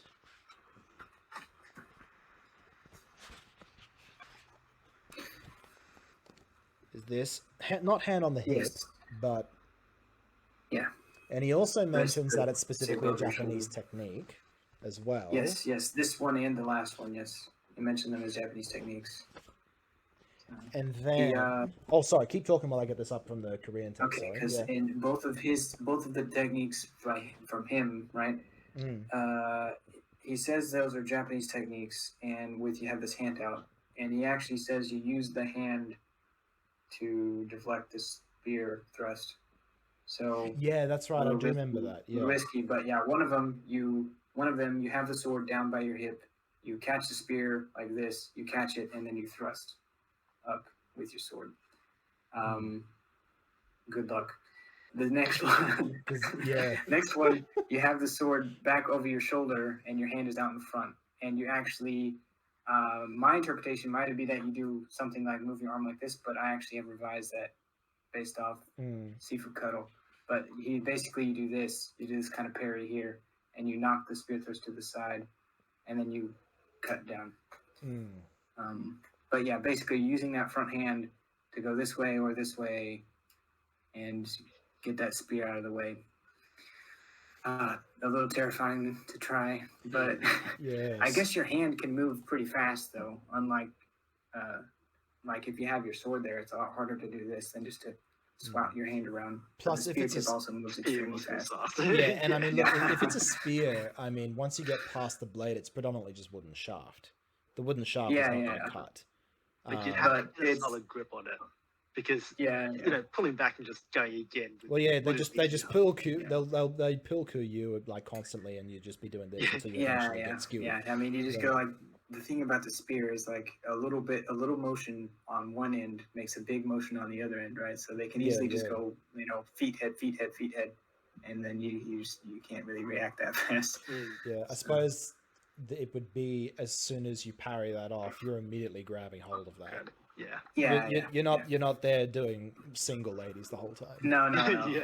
It's just not going to work. But onto the Korean text that I was mentioning before, you've got that. That one. This I'm one. Pretty sure that's from Ssangsudo, right? I seem to remember it is. I will double check. Yeah, Ssangsudo, yeah. Because I'm quite certain that's a sweep and then coming around. Whereas there's that posture in Jedok Geom where it's on the hip and the sword's on the shoulder, and that's the opening posture of the Jedok Geom, which is when you meet the enemy, drawing the sword stance. And so it's an idea of when you meet an enemy and you don't know whether they're friendly or not, then if you have your sword out, they're probably not going to want to be friendly with you. So back here, at least you can talk. Oh, okay. But then the opening cut from it comes out as a horizontal cut. Some freaking self-defense. That's kind of cool. Yeah. Yeah, no, that's right. Yeah, you're mentioning, yeah. So this is in Jedok, yeah.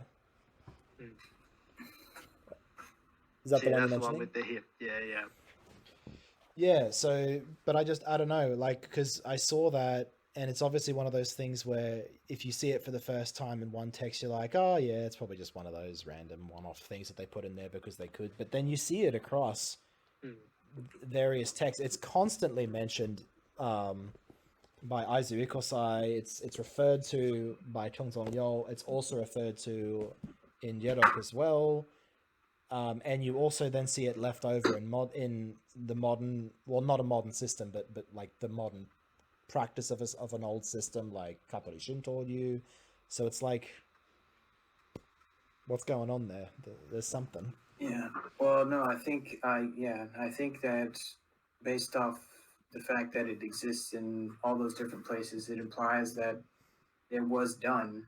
I mean, well, I don't think it's like it just exists in the text and no one's ever tried it or done it.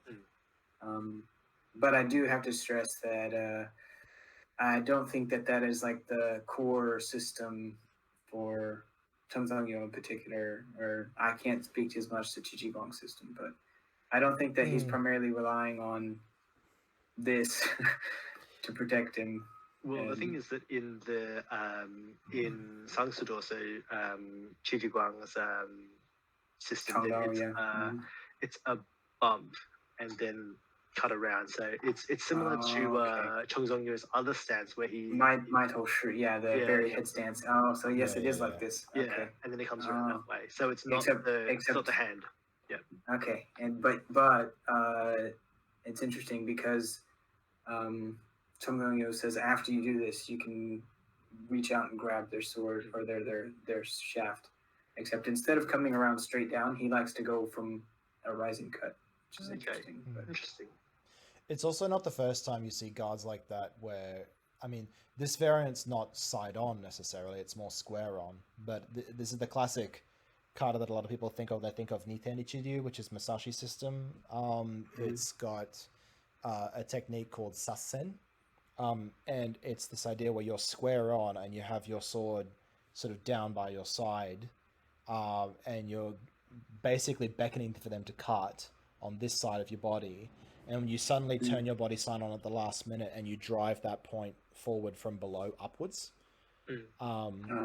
So it's not, again, side on, hand on the hip, sword on the back necessarily, but it's still going on that same idea of hit me, hit me, hit me, bang, and then doing something. Yeah. So there you go. Maybe that is something that's crossing over. Maybe, not sure. I think it's likely. Yeah, well, I think that whenever Cheng Zongyou makes it explicit, I'm inclined to believe him. I know that there are people who don't. I'm inclined to take his word for it if he says it's a Japanese technique.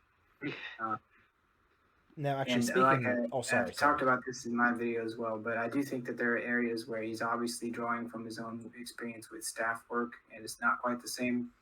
We can get into that some other time, but yeah. And another thing that I just want to say is that I know a lot of people get this tied up in like national identity and stuff, but in my opinion, this is really about individual martial artists and their own systems 100%. and their own projects, and not really like Chinese martial arts, Japanese martial arts. It's like they didn't really have the same concept to China or Japan or anything really. It's like they were just worried about having effective martial arts, right? And they were sharing and coming up with ideas all the time. Plus, I mean, and not only that, it's like when someone is, like, for example, when Kansuke was, or use a different example, that's like Ikosai, when he's developing a technique, he's not developing that technique to keep Japan Japanese. He's developing that technique because he believes it's effective in combat, and combat transcends nationality. So it just goes without saying. And obviously it's tricky because when we're looking at Asian martial arts, especially, I don't know if it's the same for Korea, but for China and especially Japan, there's a strong sense of nationalism involved in the martial arts itself, particularly in traditional martial arts. And it's important to mention that, I think, Keith, is that we're not looking at this in terms of promoting a sense of nationalism. We're looking more into this as these guys are martial artists in this part in the world. What crosses over and why? Kind of thing. Yeah, 100%. I think I only had just one last thing to bring up that I thought was interesting. So I kind of interpreted it in the way that because Jiguang's military efficiency text, which is meant to be based on the Kage scroll they got off the pirates, is earlier than Cheng Zongyou's text, I kind of was treating him as kind of like the middleman between Kage and Cheng Zongyou, I suppose, if there was going to be a connection between Kage and Cheng Zongyou. So I was looking through this and I came across, in the military efficiency text, so this is Jiguang's, I came across this. So specifically on the left side here. So this is what gets exported to Korea, and then they add the textual description of how to use this. Gotcha. Jiguang did not write the instructions. Yeah. It just like, this is a giant sword that's like up to 2 meters potentially. You have a giant habaki on it. You grab the habaki and you swing it around. And that's pretty much it. And he drew these pictures, which are not super helpful in trying to do anything.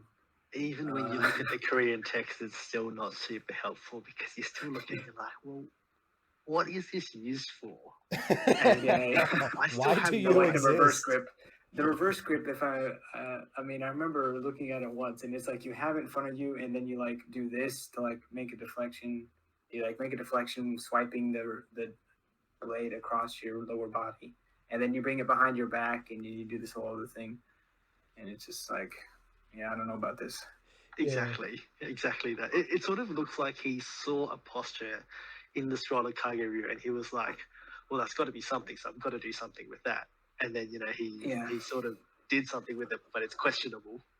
Yeah. Well, the thing is, it's funny because normally he's like extremely pragmatic, and like with the spear, he's just like tells you, he's like, when you're training soldiers with a spear, don't even waste your time doing solo exercises. Well, okay, let me be a little more clear. He doesn't say never do solo stuff. What he says is you practice footwork and some basic attacks, and then you just start pairing the soldiers up. They never do any kind of extended routine or any type of like fancy handling skills with a spear because he says it's useless. You just need to practice a bunch of paired exercises a lot. But then you get to like the this two-handed sword thing, or the long sword, as he would say, the long dao, and he doesn't have any description.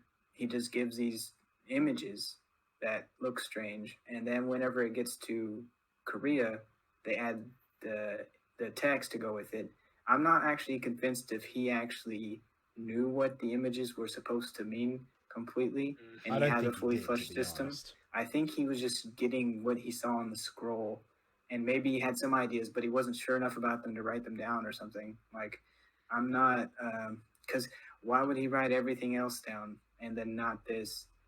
And yeah. So basically what we're doing is, when we're looking at his text, we're basically looking at a Hema version of Kage. Yes. That's also, really, but the thing is, it's not even just that. It's not even just that. It's like when, if you really look at the description, right, you're not looking at his Hema version. You're looking at the Korean Hema version of his version of the Kage. No, but that's it. So going back to the guard, that we were looking at. I just realized I'm not showing my screen. Hang on a second. The one on the top right. So you do find one similar to that. Again, it's this whole thing with like offhand. Sort of have you going back to that theme where we're talking about having your offhand forward weapon behind. So you have this thing. Obviously, he has his weapon forward. But the idea of having this, having it in that reverse script there, you do see this in Kage in Aisu Ikosai's text, because you've got it in here. Oh, that's super interesting. Now, see, that is something, because Jiguang purportedly had the Kage text, and that's something that doesn't make sense for most sword fighting, I would argue. I would still be questioning it even in his text. But if you see something that strange and that unique, I'm implied to think that it's connected. But well, that's what I mean, right? It's not, I don't know, it's not like one of those things that you'd normally see going across necessarily various different things, but it's shown there, albeit with the offhand forward rather than behind, but still, it's with that reverse grip. I don't know, Nate, what do you think? Yeah, I tend to think that if you see a reverse grip, then there's a specific scenario where it's useful, because it's almost always that you could do the same thing in most scenarios with a normal grip, but it's usually something of, well, if you're caught while you're carrying the sword in the reverse grip, or if you're like, there's a technique that I show on my channel where it's when you're in the seated position, if you want to do an assassination from the seated position, and that's a reverse grip technique because of how the sword comes out. Tension of you. Sorry? I was going to say, how tension of you. Assassination from kneel position. Yeah, well, I mean, it's the only thing that I've actually found to actually be a decent use of the reverse grip, and it's for that very specific scenario. Right. And obviously, I don't teach it because, no one is going to be, seated in the traditional Japanese seated position to do an assassination. No deal. You need to run assassination tournaments now in your club. Yeah. Actually, that'd be fun. The point is that your opponent has to not know that they're going to be assassinated, otherwise it's not an assassination. Oh, well, right? That's true.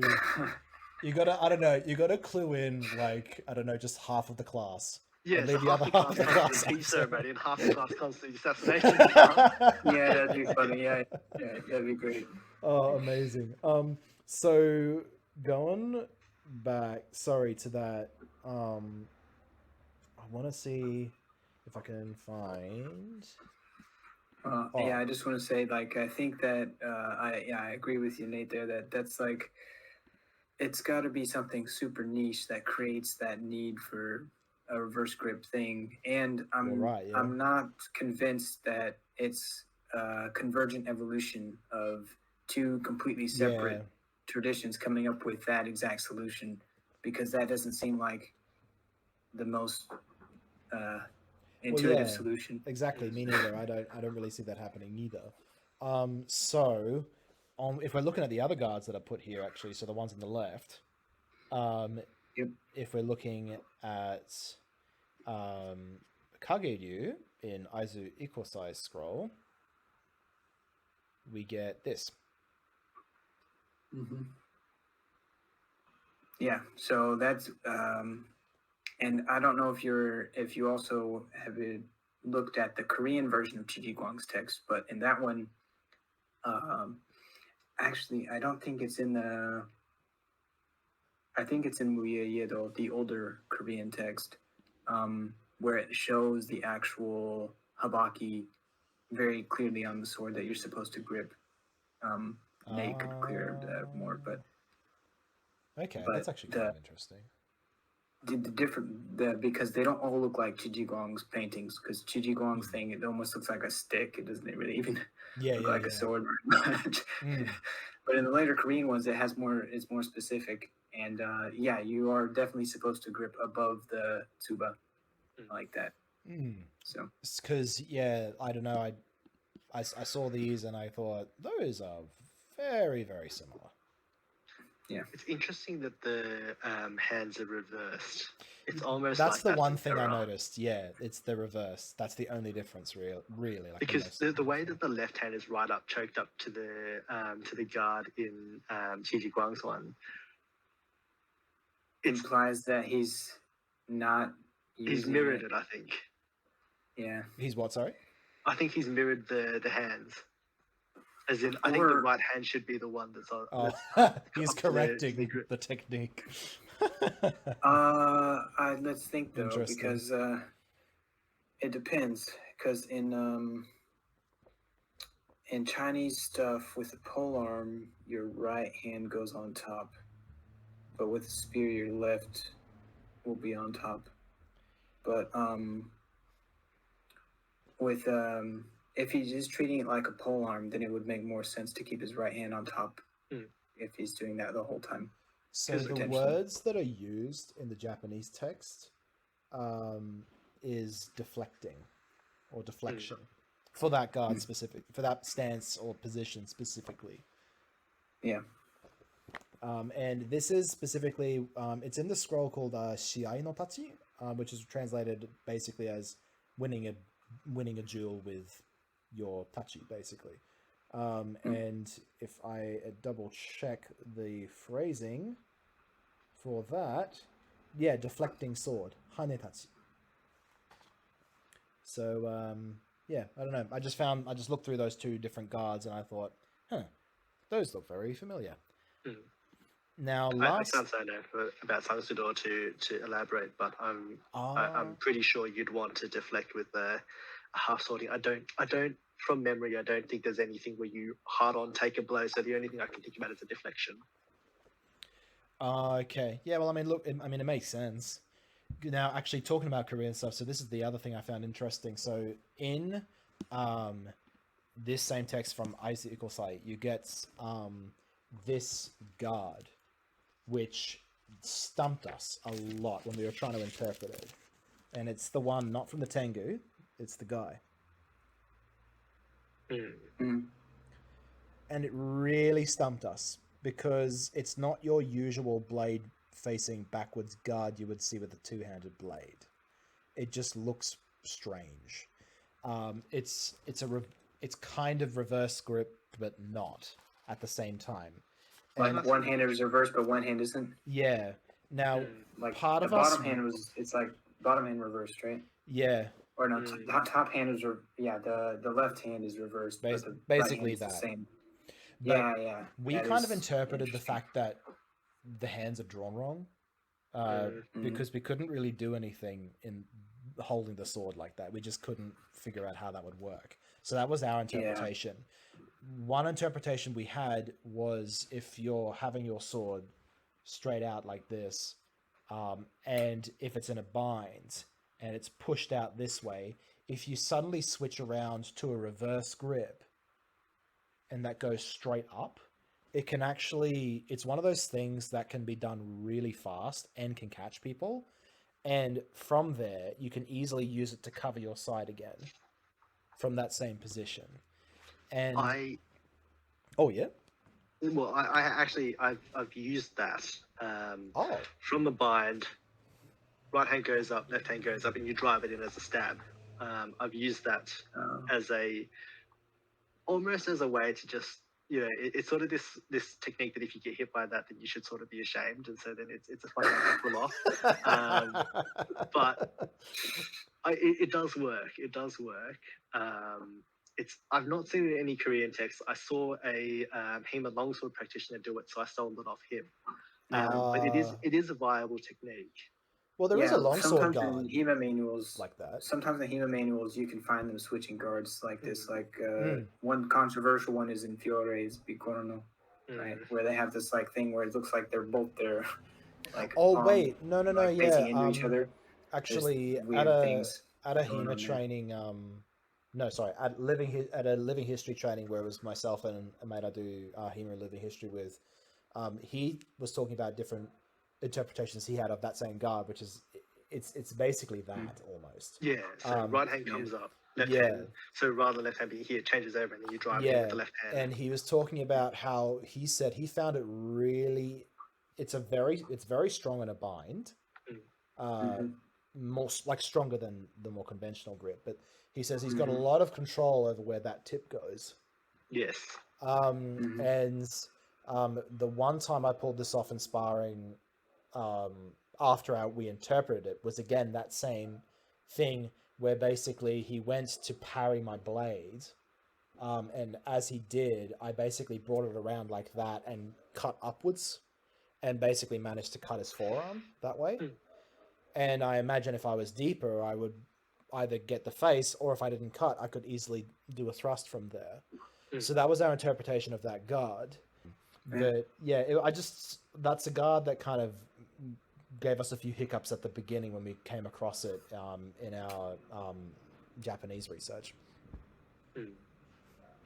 Yeah. But I think that was it, actually. That's all the stuff, at least the stuff that I had prepared, to be honest.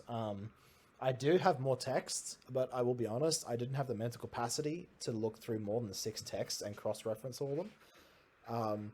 But I suppose, did you guys, maybe, I'd like as a way to finish up, did you have any like final ideas, or at least theories, or further things to contribute in the discussion, at least in terms of this bridge that kind of crosses this triangle between Japan, Korea, and China, between the martial arts?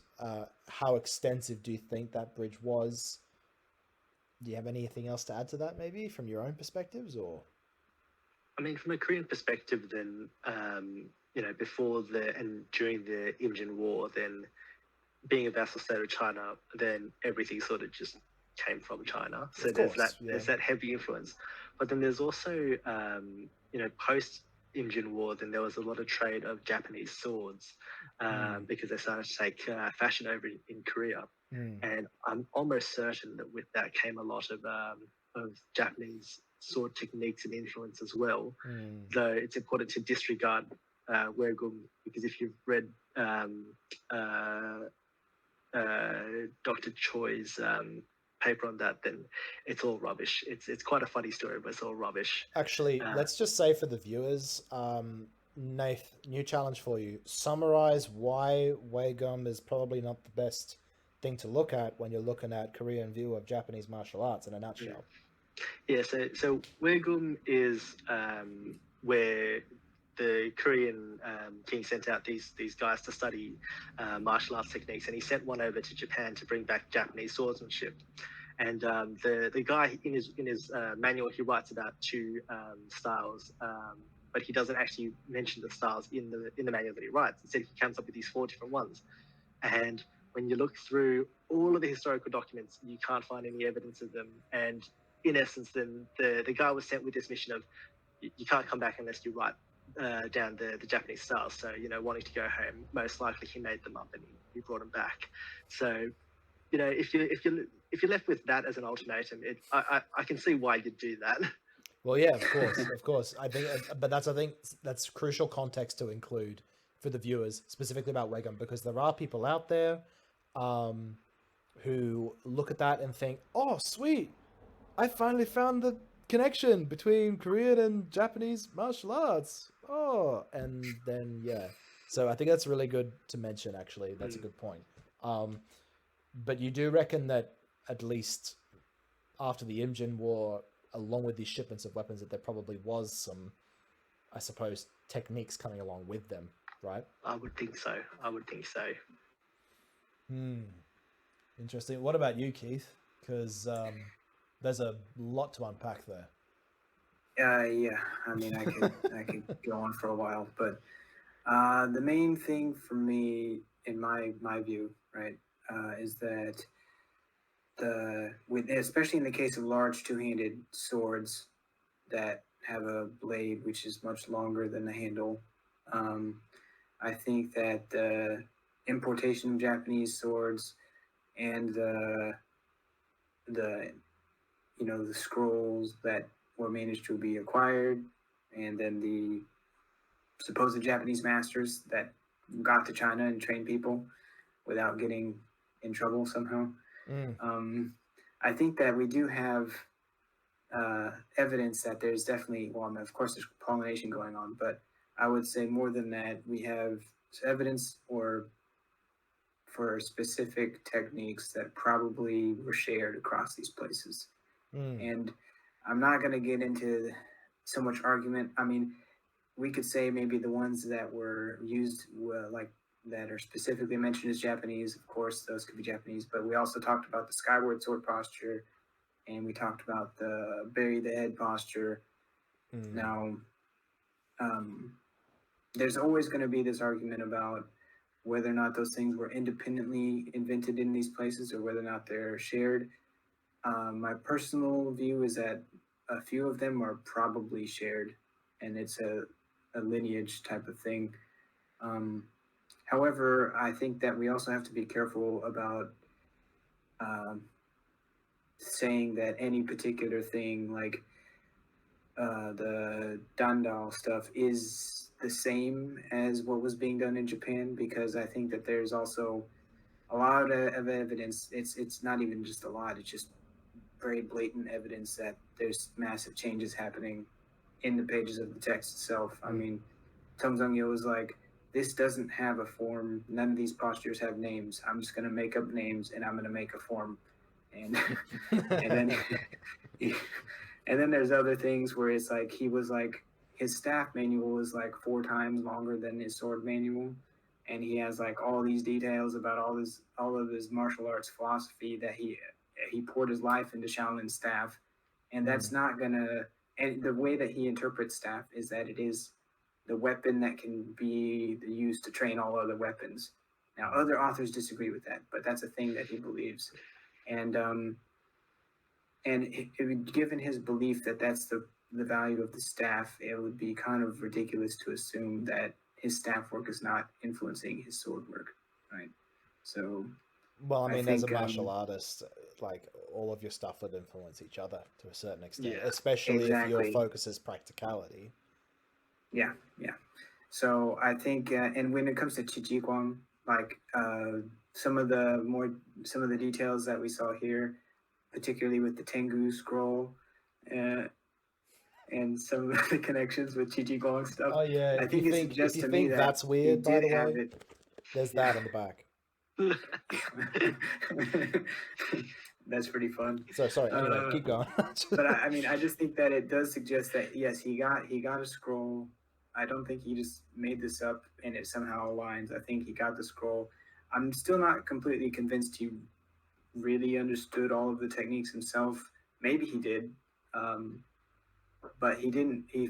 For some reason he did not feel the need to write them down. So that's another question to history. But yeah. Yeah. It's interesting because history kind of, when from a Japanese perspective, history kind of works backwards in a sense, at least in terms of weapon exchange, because while in the era we're looking at, which is predominantly sort of 16th century, early 17th century kind of thing, unless you're including Muyedobotongji, that's later, but still that kind of time frame where a lot of Japanese weapons are being imported to China, when you're looking at earlier history, for example, during the Tang Dynasty, Yeah. you actually have a lot of weapon design, or actually even earlier than that, I should say, you have a lot of weapon designs being copied from China in Japan. When you're looking at things like the Chokuto, for example, the double-edged straight blades. Chokuto, or basically just Tangdao. Yeah. Yeah, and then the Don't say it too loudly. No. But basically, you've got that, and then you've got the Chinese system of government during the Tang Dynasty affecting Japan in the Nara period as well, with the whole military conscription, having a national army and all that kind of stuff, and all of these kinds of things. But then later, it's then swapped, and now all this stuff from Japan is then going to China. I found that interesting. But I agree with you in the sense that when we're looking at these texts, it's like I agree that when when Jiguang was looking at this text from Kage, there's no way he would have 100% known exactly what all of them were. I mean, because he didn't have anyone teaching him; he was looking at a piece of paper. Right? It's the same as when we're looking at old texts. We don't know everything about what they were teaching. Why you can't learn everything from a book, and that's obviously an important caveat. But I think at the same time, though, when you find that despite the fact that there are two people from two different places, somehow, I don't know, because when we're looking at Kansuke, he's nowhere near China. He's close to where the Takeda were in Japan, which is central east of Honshu, of the main island of Japan. That's nowhere near China when you're talking about Kyushu, which is where this guy's stuff comes from. And yet there are still crossovers, there's still connection in guards and stances that you would normally think, wait, those are pretty niche, but they are crossing over. Does that mean that they are always exactly the same, and that when Cheng Zongyou was writing his stuff is purely Japanese? Well, no. His own background would have affected what he did, which is why I'm against the idea of calling Cheng Zongyou's techniques Japanese techniques. I think that's kind of misleading. However, Japanese influenced, I think there's a strong possibility based on what we've seen. There's too much crossover to not think that there was something going. I mean, Kansuke is literally using copied and pasted Chinese illustrations. If that doesn't talk about like cross-pollination, then I don't know what does. It's just a question of how it was happening, how extensive, but it's interesting to think about. One more little thing, just to add a little more context, because the importation of Japanese swords in China, it's a big thing, and partially due to my channel, I think more people in Chinese swords are aware of this and everything. But I do just want to say that we know there were over 100,000 Japanese swords imported over the course of the 16th century. But I do just want to stress that that's kind of a drop in the bucket when we're talking about China and the amount of swords there, because the Ming had a standing army of like 1 million. So that's like, even if they got all of the swords from one century, it would still only give their 1/10 of their army Japanese swords. But it is a big influence in style, especially during the late Ming, and especially in the southeastern China, late Ming. Japanese stuff and weapons were kind of in vogue, in part due to this banditry. And I also always have to say this too, because everyone forgets it. No one wants to hear it sometimes, but Central Asian weapons were a huge thing in the early Ming. Not that it's related to our discussion at all, but I have to say it because no one thinks about it. So that's okay. Look, our job is partly to basically crash everyone's delusions about certain things. So I mean, I understand that. It's good to add, but I suppose look, we'll never really know for sure exactly how much crossover was going on, but I think the idea, which is why I'm against this whole theory of something's only Japanese or something's only Chinese, because in my eyes that doesn't really make sense. Because if you say something's only Chinese and you find the exact same thing in Japan, Yeah. who is it then? Is it Japan's? Is it China's? And you get into this really awkward debate where there's no way of ending it. Whereas, in my opinion, it makes a lot more sense to say where there are differences, acknowledge them. Where there are similarities, acknowledge them. But don't make them each other just for the sake of it. Because then you get this really awkward situation where, like I said before. Yeah. All right. All right. Anything fellas. else to add, Nate? I'm good. You all good, Nath? Yeah, I think that sums it up pretty well. Yeah. Too easy. See you guys. See you guys.